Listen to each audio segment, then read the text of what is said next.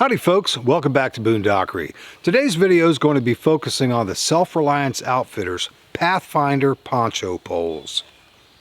Now quite some time ago, well before I started my channel, I discovered a survival shelter hack online to where someone was using a USGI issue poncho and some old tent poles that they cut down, and basically it turned the poncho into sort of a rectangular dome shelter, a very low profile that would really put you in the mind of a one-person bivy tent. I thought, man, this is pretty cool. But I didn't have any extra poles laying around. And when I started looking for replacement poles online, I discovered they were pretty pricey. So I put it on the back burner. Several months ago, I happened to see a video posted by Dave Canterbury where he was introducing a new product. That product was the Pathfinder Poncho Poles, and that is a manufactured, ready-to-use version of the hack I discovered. Now, Dave's video is very thorough. He goes over a lot of things, and I'm going to go ahead and post a link to that in my description box. But there's a couple things that he talks about in the video that I decided to play around with.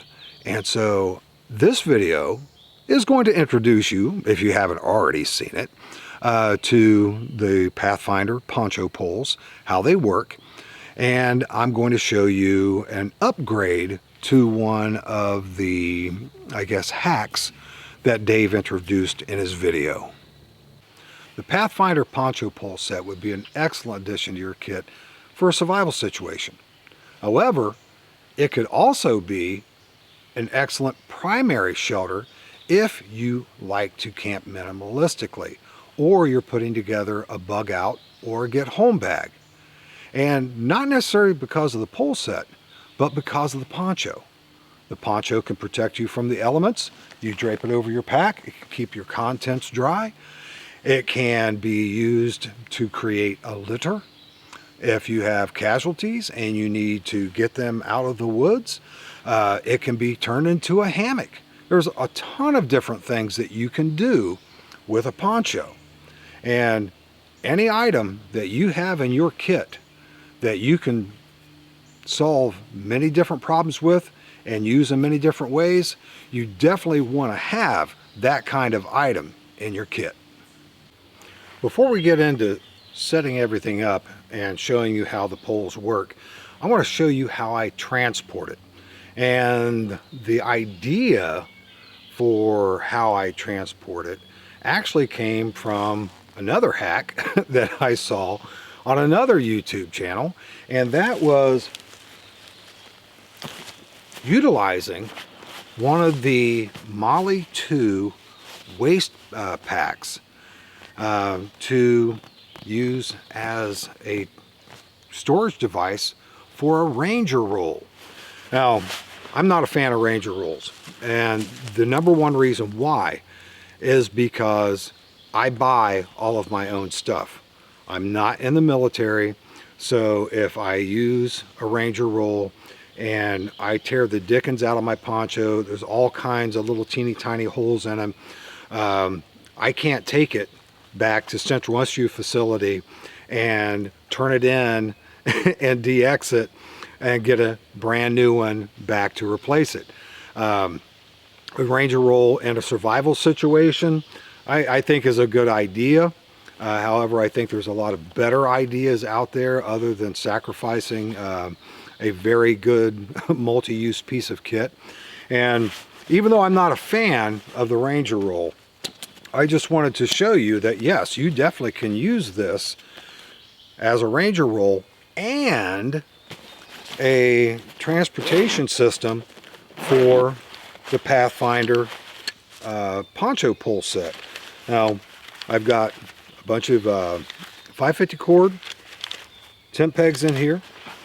I have the Ranger roll already wrapped around a USGI issue whoopee. Matter of fact, it was my whoopee from when I was in the Army, so it's basically no longer camouflage, it's just green. It's so old and faded. But here on the inside we have the poncho pole set, And then we have the poncho already folded around, the poncho liner, and it's ready to use as a ranger roll.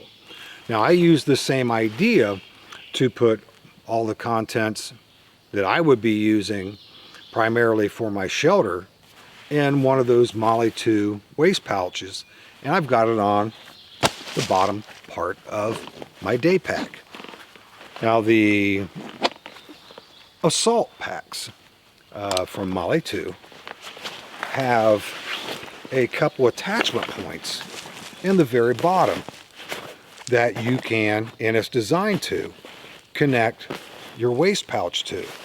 So that's how I have that attached.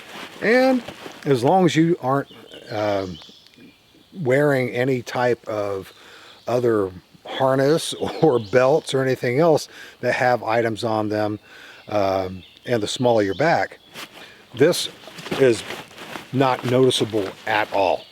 And it doesn't really flop around all that much.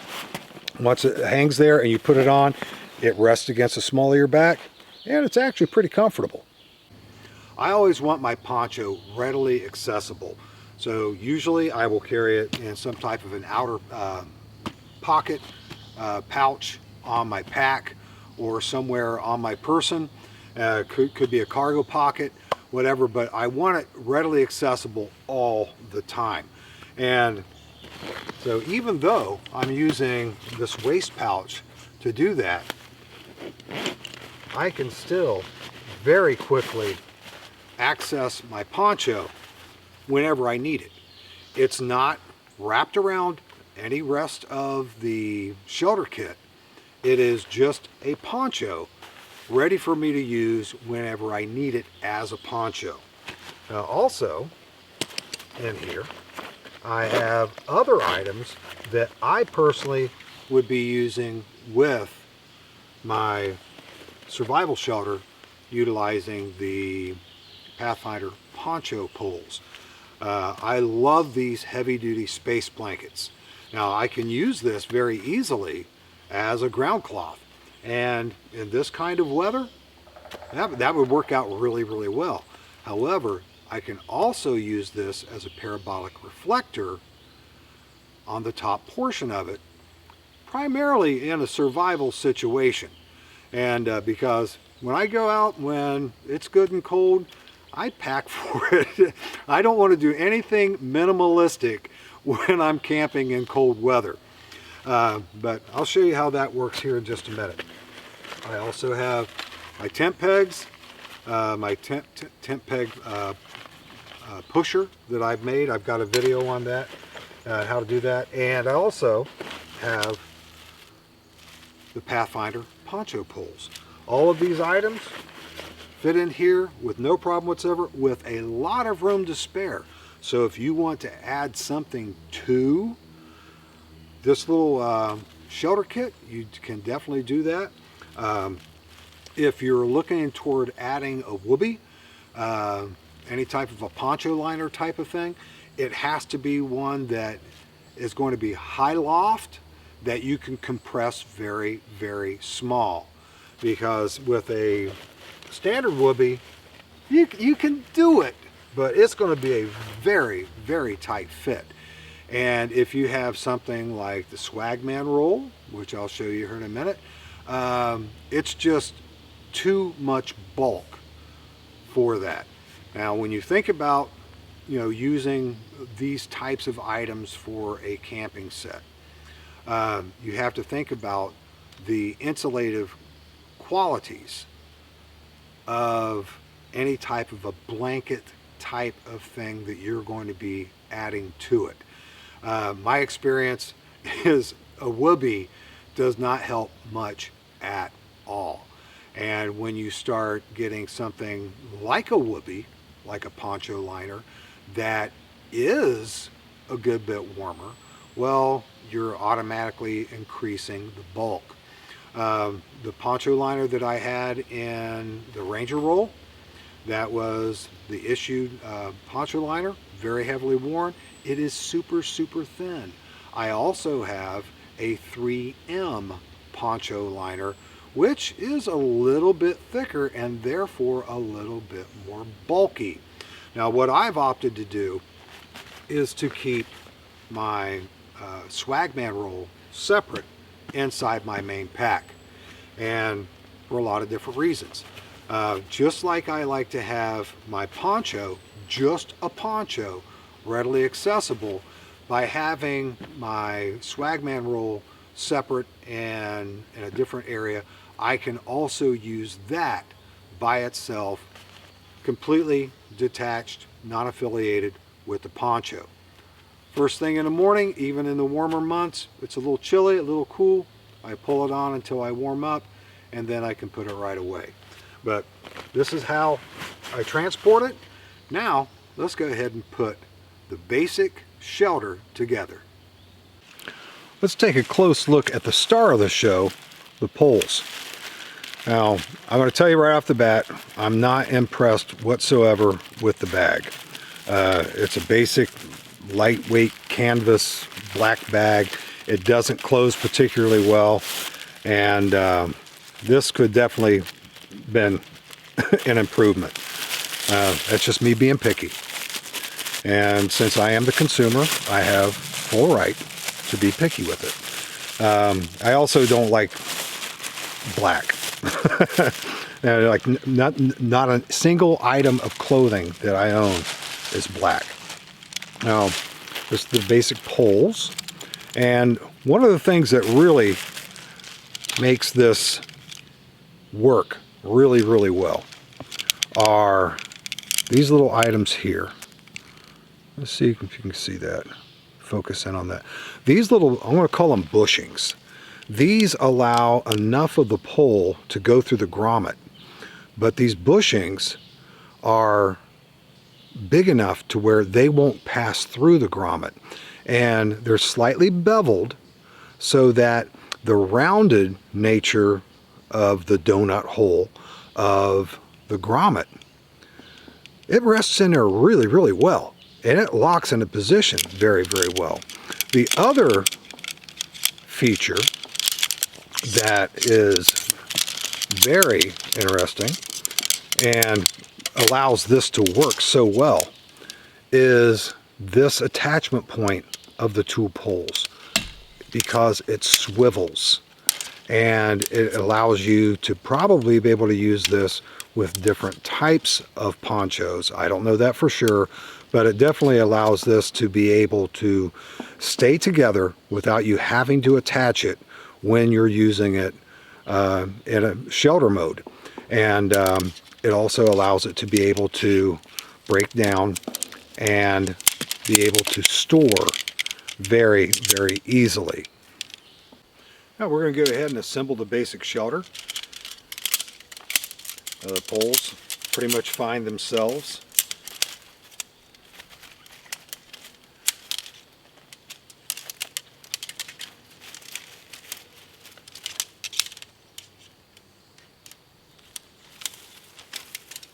Now once you have all of the poles attached, you're going to notice that one of them is shorter.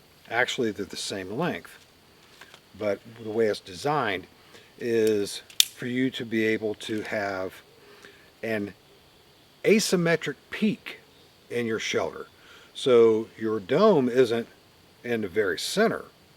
It's about 1/3 of the way from the edge, and allows you 2/3 that tapers down a little bit more.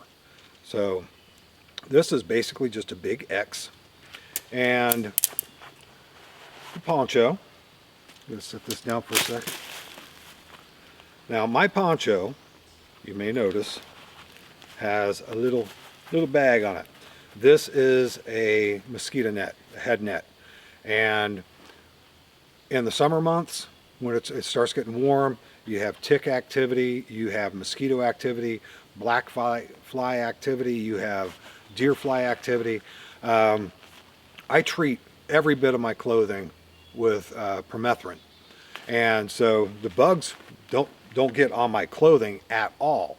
However, they will attempt to land on my face, so I just go ahead and keep this little head net with my poncho. And, you know, not just for using with the shelter when I'm trying to sleep. I don't want bugs crawling on my face. But I have been out many, many times in a mosquito infested area with it raining. And I'd have my hood pulled up over my hat, and I see this fuzz right here underneath the brim of either my boonie or my cap, and it's mosquitoes. Mosquitoes actually would land up underneath here. So even when I'm just using my poncho as rain protection, if I'm in a mosquito infested area, I can put this on before I put my hood on. It will keep the mosquitoes off my face. So I always include one of these little things. They're dirt cheap. I got these, several of them from Amazon, and they were a little over $1 a piece. And so I have multiple that I keep with multiple pieces of kit, multiple packs and things like that.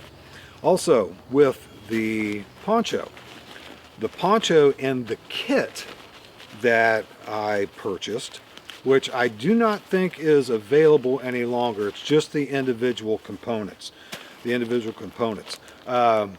did come with an itsy bitsy teeny weeny itsy bitsy survival space blanket and the USGI pattern poncho. Nice little carrying pouch. This is made by Helikon-tex, and this pairs up perfectly with the Swagman roll. There are a lot of poncho designs out there with varying degrees of dimensions, and they may or may not work with other things that are designed to pair up with a USGI pattern. Now on all the grommets, I added bungee cord. Every single one of the grommets has bungee cord attached, and I can use that to be able to stake out my shelter once I have it erected, and I can also use it to tie off if I want to elevate it, put it almost like a lean-to type of situation, or for that matter, if I even want to elevate it a little further up off the ground, I can do that. And I go ahead and keep these on there all the time, as opposed to, you know, setting it up and then tying it on. Because if you need a quick shelter, this is absolutely a quick shelter. But if you have to wait and put all of these things on as you're setting it up, that's going to add a good bit of time to it. Yeah. So here's my poncho. I'm going to place the poles alongside here.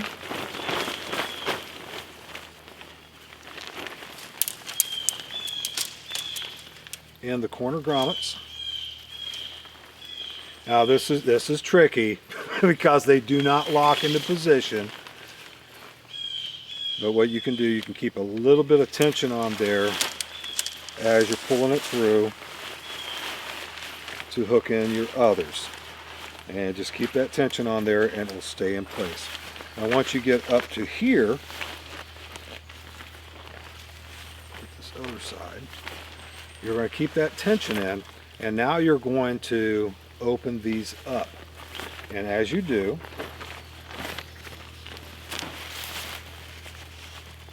you're going to bend those poles slightly.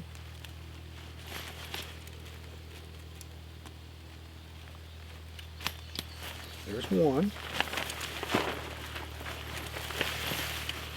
And you have to have a flexible material like the poncho has in order to get this into position.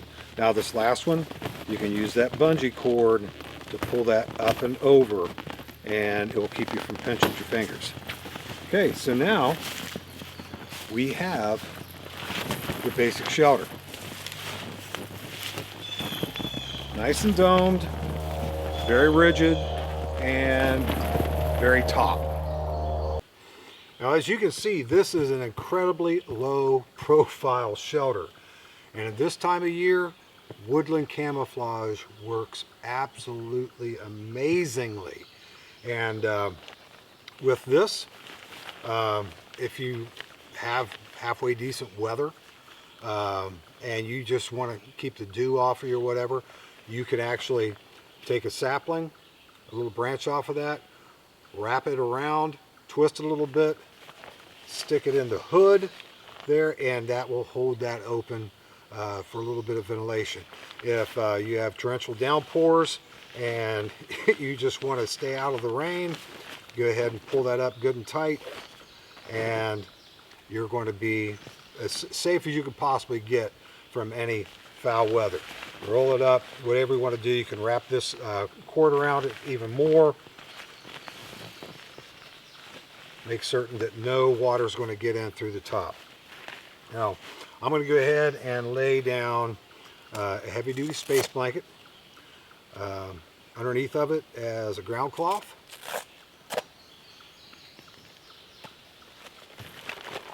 And it's going to be only a partial. Really all I want to do is to keep my torso from getting, soaked from the groundwater. Move this out of the way. Right there, that's half. That's in good shape. And my shelter is going to be able to fit over that perfectly. Now, I also have enough stakes in there that if I wanted to, I could stake down that little ground cloth. But I'm going to go ahead and stake out my 4 corners of the poncho shelter.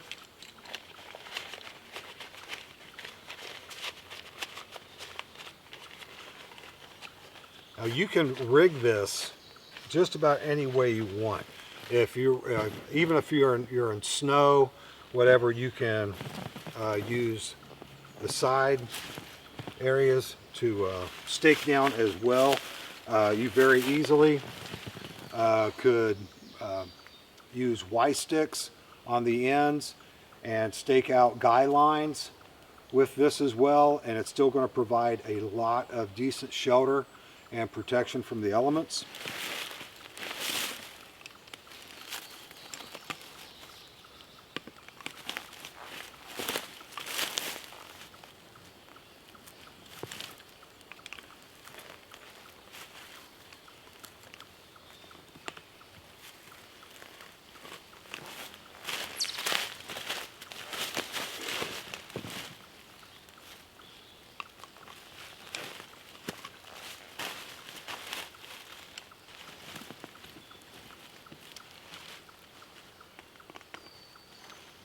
This way your shelter is not going to blow away. Okay, so you're ready to go. Call it a night. Pack up underneath there.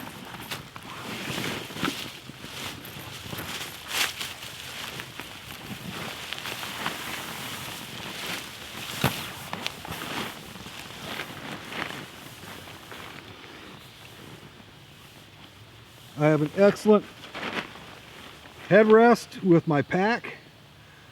I'm laying on my side.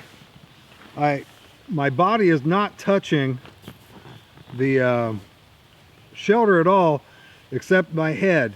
If I've readjusted my pack and put my head down, there is no part of my body touching it. And it's fairly spacious. I'm not a particularly big guy. I'm only 5'9", but this is, pretty decent amount of space in here. Plenty enough room for my pack and plenty enough room for me to be comfortable laying on the ground on my ground cloth. Now, one of the survival tips that Dave talked about on his video was using one of these little space blankets as a parabolic reflector. And he simply, well, not exactly simply, but he opened up the space blanket. If you've ever messed with a space blanket, you know how floppy and flimsy it is. Well, he tucked it in between the poles and the poncho. And he pulled around and snugged it as best as he possibly could. And the tension between the poles and the fabric of a poncho holds it in place well enough to work as a survival shelter. And he staked it out to where it was right about this angle. He had a small fire right there in front, and the radiant heat reflected off of the parabolic reflector space blanket, and he was incredibly warm, incredibly warm. Basically, it'd almost be like being in a tanning bed or something. You're basically, that radiant heat that's going in there, not getting in the shelter at all. The flames are out here, but the radiant heat is going up and under. And I was thinking, well, you know, that's cool. That's cool. I like that idea. But I always have at least one heavy-duty space blanket with me. So what I did is I've already got bungee cords on the corners of my heavy-duty space blankets so I can stake them out. And the reason that the small space blanket works really well is because, I mean, you don't have to worry about the weight or the bulk or anything, and the heavy-duty things aren't stretchable. They aren't flexible at all. Like, you have the flex and the stretch of the poncho that enables it to conform to the poles and allows it to bow. A heavy-duty space blanket won't do that. So what I did was I set it up, and I roughly did the same thing that Dave did.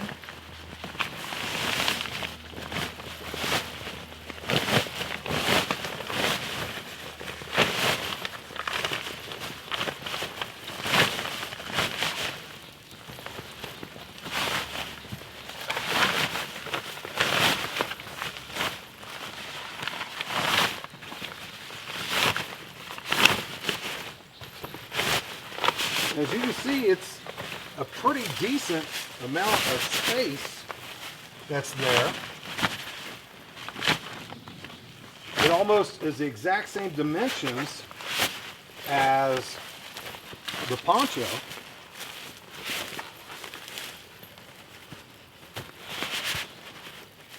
And on the very ends of the bungee cords, I just tied a little teeny tiny loop. Just a little teeny tiny loop, enough to where it's going to go over the pole, the tip of the pole, and no place else.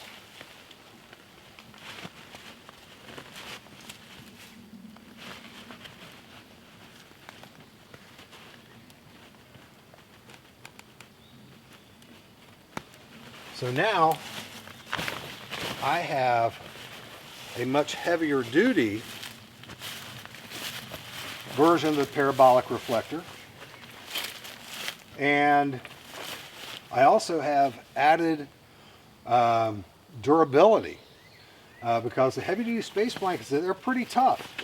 I've used them for ground cloths, and I've gotten maybe one or two tiny little holes in them. It's super easy to fix with some Gorilla Tape, and but something like this is going to add much greater insulative value than the little tiny thin space blanket.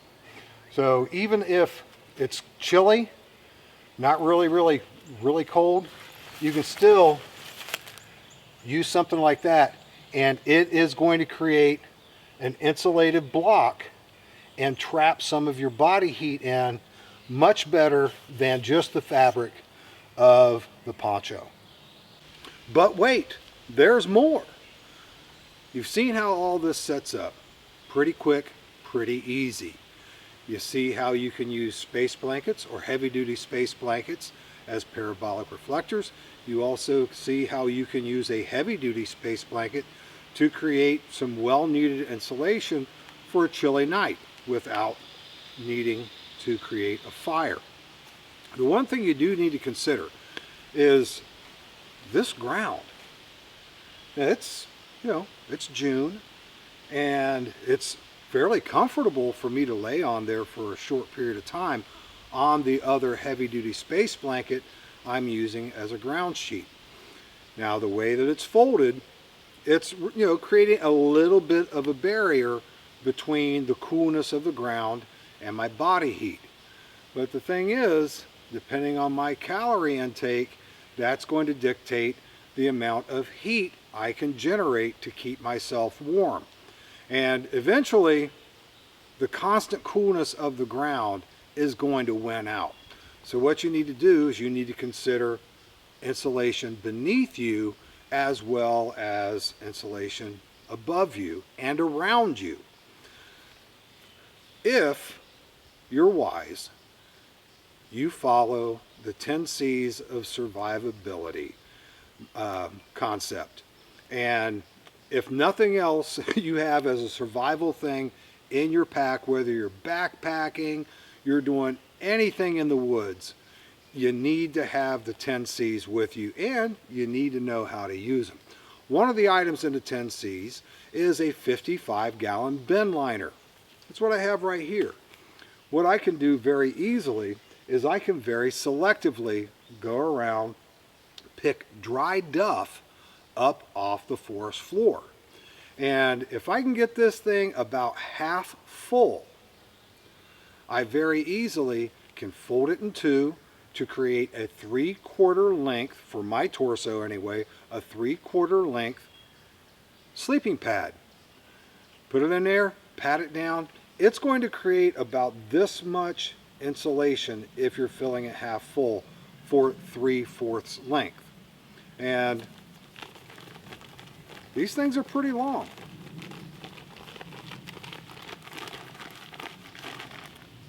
So 3/4 length is going to be about right here, which is going to more than insulate my torso, my core. That's the heat generator.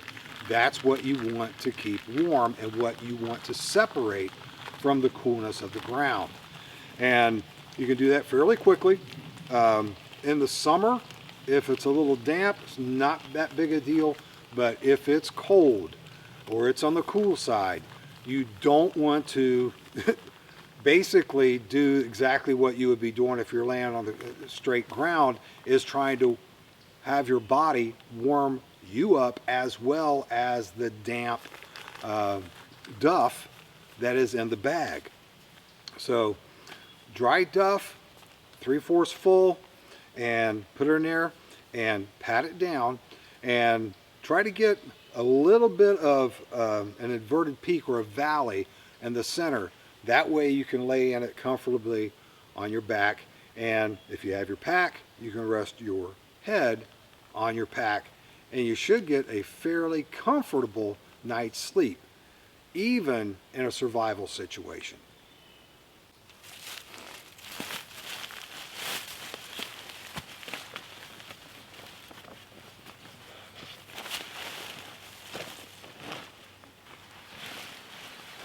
This is definitely not a shelter you're going to be able to stretch out in and get super comfortable. However, if you don't mind sleeping on your side and tucking your legs in, it actually works pretty well. Now, like I said, I like keeping my poncho, my swagman roll completely separate and on their own. This is one of the reasons why. I'm going to need one of those two items separate from the other at some point in time. So I don't have to mess with taking apart my Ranger roll in order to use these things in multiple tasks. And to use them in conjunction with one another really doesn't take hardly any time whatsoever. So swagman roll, I'd give it to maybe 55, 60 degrees, warm weather factor. I definitely wouldn't take it much below 60. It's just not that much insulation. but if you have decent amount of insulation underneath you, this top insulation is going to go a whole lot further. And so all in all, I think this is really cool.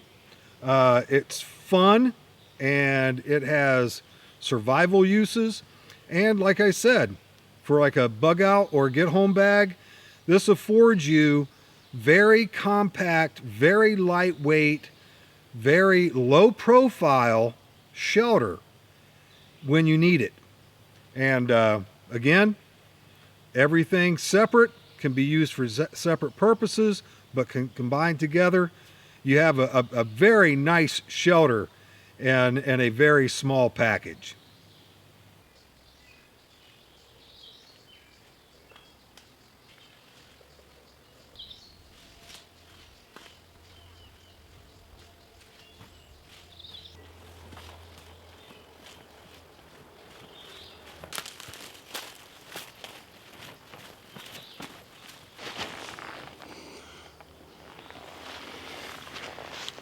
Well, folks, there you have it.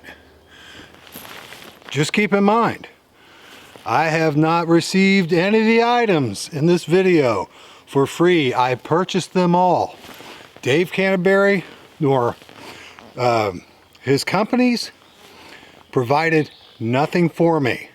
However, after seeing this ending, I'm certain I will be receiving a cease and desist order.